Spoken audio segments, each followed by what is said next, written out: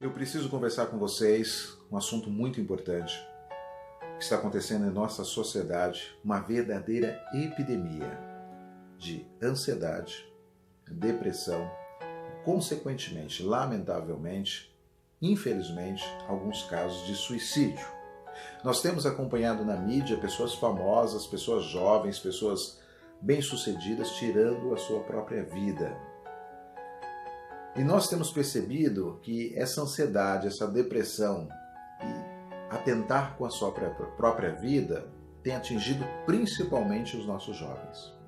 Quem acompanha o meu canal sabe que eu trabalho em hospital. E recentemente nós tivemos 2 casos de pessoas que atentaram tentativa de suicídio. Um homem, outro uma mulher. E um homem tem uma família linda, uma filha linda. Ele tentou tirar sua própria vida e outro uma senhora. A pergunta é, o que está acontecendo com nossa sociedade que está vendo essa epidemia de sentimentos frustrantes, de sensação de vazio, que está levando as pessoas a tirarem a sua própria vida? Bem, principalmente os nossos jovens.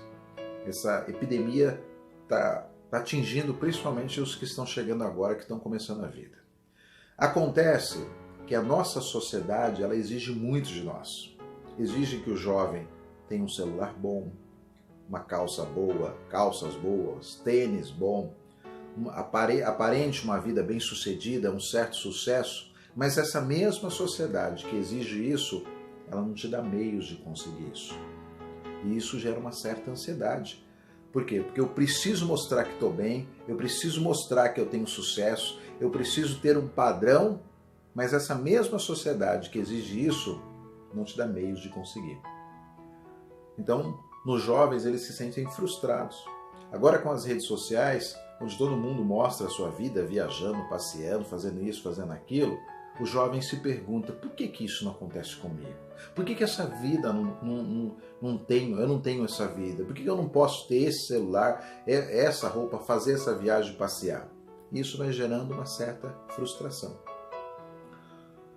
E aí ele tenta de todas as formas conseguir, vai aqui, vai de lá, mas não consegue. Aí é onde que ele começa a se deprimir. E essa depressão, se ela não for tratada, lamentavelmente, ela vai para o lado drástico da coisa, que é atentar contra a sua própria vida. Lembrando que a pessoa que tira a sua própria vida, ela não está necessariamente querendo se matar. Ela quer matar aquele vazio que consome ela. Bem, a nossa sociedade cobra tanto, eu vou fazer um exemplo. Digamos que você está numa grande metrópole e tem aqueles shoppings lindos, maravilhosos, enormes. Aí uma pessoa te convida, vamos lá no shopping tal, lá. Tal. Aí você fala assim, não posso ir porque eu não tenho roupa adequada, eu não tenho um tênis adequado para ir nesse shopping. Aí a pessoa fala assim, não, mas vamos lá, ninguém te conhece, todo mundo é estranho. E a pessoa, não, imagina, eu não tenho roupa para ir, não vou. Presta atenção, mesmo entre pessoas estranhas, pessoas que você nunca viu, não conhece, você tem que ter um certo padrão para você se sentir bem ali. Então, se para pessoas estranhas, você tem que ter um padrão, imagine para as pessoas próximas a você. Existe uma cobrança silenciosa que a nossa sociedade impõe e essa mesma sociedade não te dá meios de conseguir. Aí o jovem, ele tenta com todos os esforços conseguir um emprego, trabalhar, fazer, mas como ele não tem experiência, às vezes ele é mandado embora. Daí ele tenta de novo. Aí, dentro do ambiente de trabalho, ele é atacado de todas as formas para que ele faça, para que ele produza. E aí ele não consegue e é onde cria aqueles momentos de euforia seguidos de tristeza e depressão. Muitas vezes a pessoa sente aquele vazio e aí fala assim, quer saber de uma coisa, quer saber de nada. E onde tenta se preencher de coisas que não preenche. Bebidas, drogas, falsos relacionamentos que não acrescentam e assim por diante. E aí o ciclo ainda piora, porque depois da sensação de preencher o vazio da droga, dos relacionamentos, da bebida, o vazio volta e volta pior.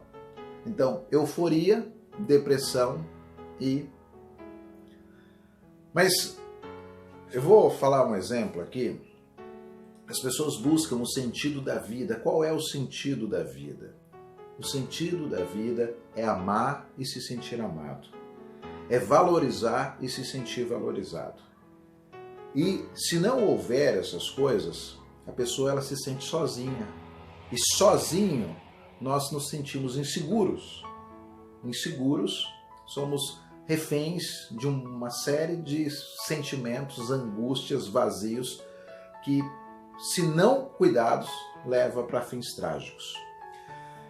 Domingo agora eu fiz uma prova e a questão da prova era o seguinte: qual era o comportamento do profissional de enfermagem dentro de uma UTI neonatal? Presta atenção no que eu vou te falar, presta atenção na comparação para a gente entender isso, qual é o sentido da vida. O anunciado falava assim: como deve ser o comportamento de um profissional de enfermagem diante de um recém-nascido, um prematuro, dentro de uma unidade neonatal. Ali dizia que o profissional de saúde ele deve chegar, conversar, anunciar sua presença, explicar o que está fazendo ali, aquecer as suas mãos para tocar no prematuro, conversar, explicar, falar seu nome, falar sua função, fazer tudo para que o prematuro ele se sinta seguro. Durante o dia ele tem que explicar quais são os procedimentos que ele vai fazer com esse prematuro e quando ele vai embora ele tem que anunciar para esse prematuro: olha, estou indo embora, mas vai vir outra pessoa no meu lugar, daqui a pouco seus pais vão chegar, seus pais estão trabalhando, eles vão chegar. Por quê? Porque embora aparente que o prematuro, recém-nascido, pequenino ali, ele não entende, esse diálogo mantém ele seguro. Esse diálogo passa a segurança, o toque aquecido e a conversa. O recém-nascido, o prematuro, é capaz de identificar até a tranquilidade da sua voz para ele ir se desabrochando e crescendo e ganhando peso e ganhando forma saudável. Percebeu qual é o sentido da vida? Amar e se sentir amado. Respeitar, se sentir respeitado, valorizar e se sentir valorizado. Quando em algum momento da vida esse ciclo se quebra, é onde começa a criar ansiedade que leva à depressão e, se não tratado, capaz de levar a pessoa a tirar a sua própria vida.